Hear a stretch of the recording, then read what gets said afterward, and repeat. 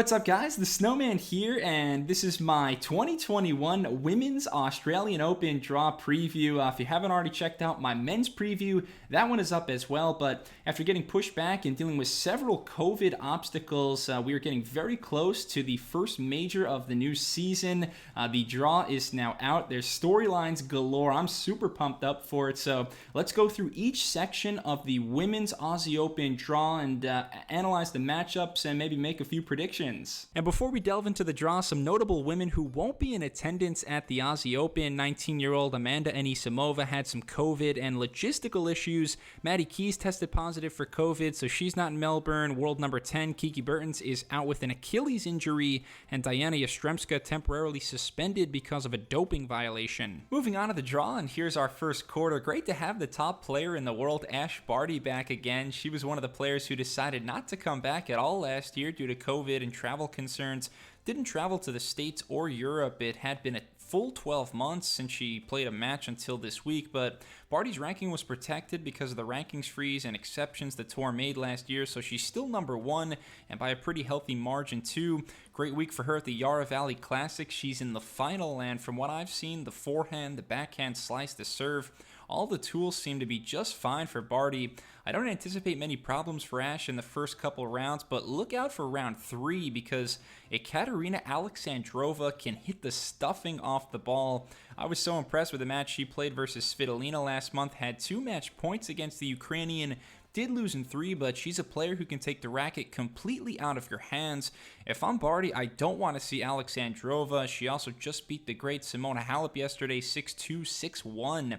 So again, Alexandrova, the kind of player where if she wakes up on the right side of the bed, that could be trouble. Going down the list, tough to judge form with the 11 seed Belinda Bencic before this week, just one match since February 2020, and for a player whose style is so timing based, Bencic likes to take time away from her opponents by striking the ball early when it's on the rise. I don't know how great her rhythm is going to be. She just lost to Sorana Cirstea, so Bencic is one of my faves, but I'm putting her on upset alert in round 1 against Lauren Davis. The 18 seed Elise Mertens is one of the safest bets in the WTA, so consistent. She was a semifinalist in Melbourne back in 2018. Tough draw for her against the young Canadian Leylah Fernandez. And my favorite first round matchup of this top section, number 25 Karolina Muchova versus Yelena Ostapenko. Muchova, such a crafty all-court player, tremendous touch and feel around the net, does a little bit of everything, high tennis IQ. Pit that against the sheer firepower of Ostapenko. She comes at you 100 miles per hour, an absolute wrecking ball. That match, a toss-up as far as I'm concerned.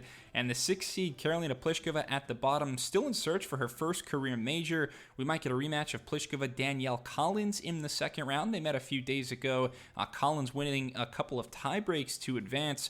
Wouldn't shock me to see Pliskova get upset in that first week. I think if Ash Barty gets past Alexandrova, she's probably into the semifinals from this section. Leading the way in quarter number 2 is Sofia Kenin, the defending champion down under, so confident in her abilities, plays some of the best defense in the world. She only beat a single player in the top 30 last year at the Australian Open, but Kenin did rise to the occasion in defeating world number 1 Ash Barty.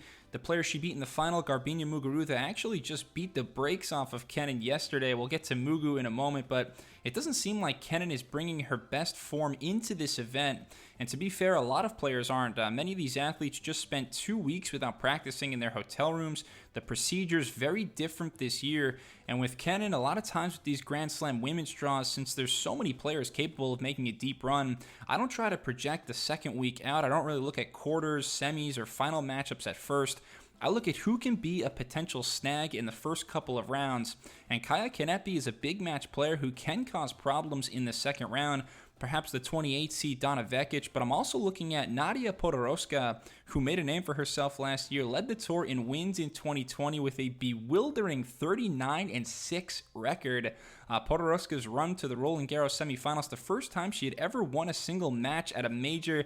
She's been playing great tennis this week in Melbourne too. Quarterfinals of the Yarra Valley Classic, beating Petra Kvitova along the way. Number 22, Jennifer Brady, has gotten so much better in just the last 6 months. I expect to see her make a deep run. It's awesome to see Vika Azarenka back up in the top 15. The Belarus Belarusian displaying blistering form last year in New York, winning the Western and Southern Open and making that US Open final. Like Bencic, though, Azarenka's game is extremely based on timing. Normally players are used to having a couple of warm-up events before the Aussie Open, but it's happening very quickly for Vika after the long 2-week quarantine, so how is she going to look?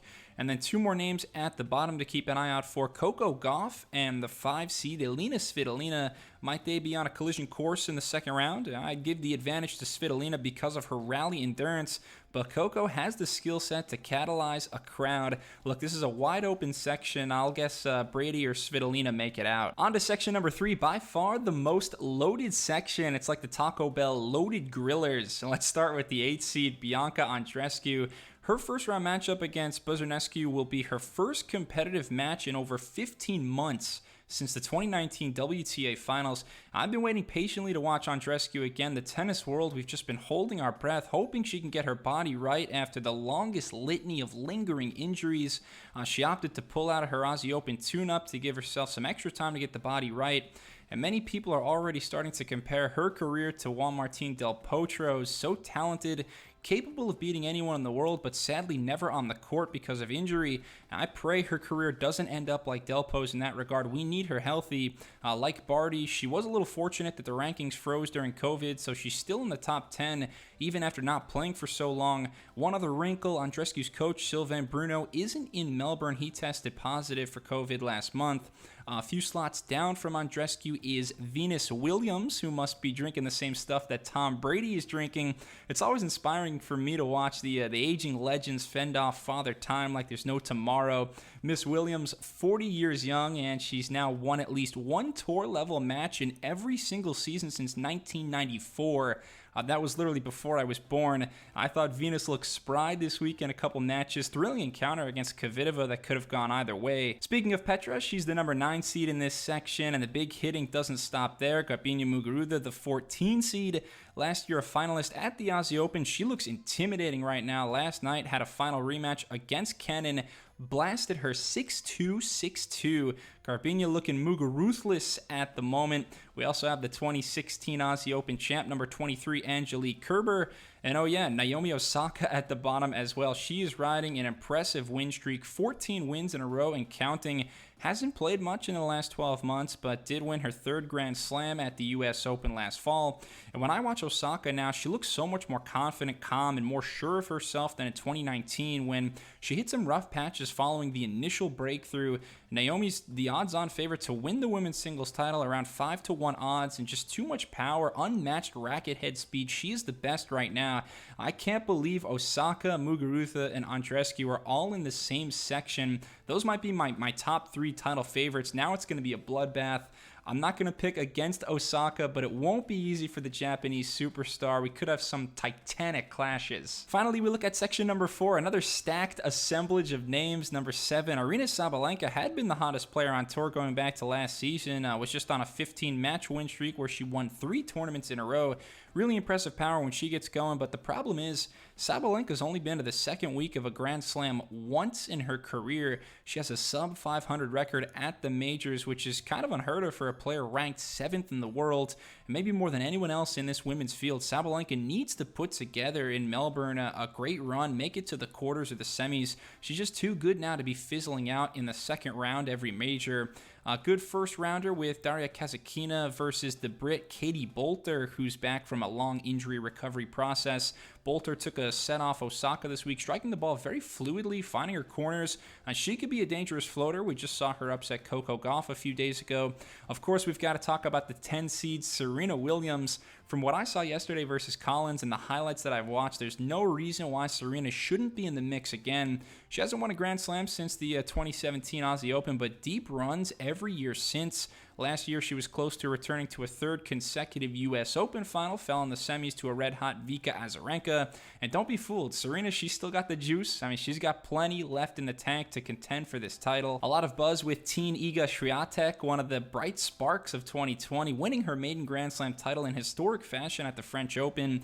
Still just 19 years of age. She's the first Polish major singles winner in the nation's history, became just the 2nd unseeded woman to ever win Roland Garros and and the first woman since Justine Henin in '07 to win the French without dropping a set. Just total domination by Swiatek. Not a ton of sheer power to her game, but she's so smart. She's capable of these moments of magic, and I'm not quite ready to put her in the same category as Osaka, Halep, and Barty, but I'm very close. I just want to see it one more time in a huge tournament now from Swiatek, now that the scouting report is kind of out on her and opponents know what to expect.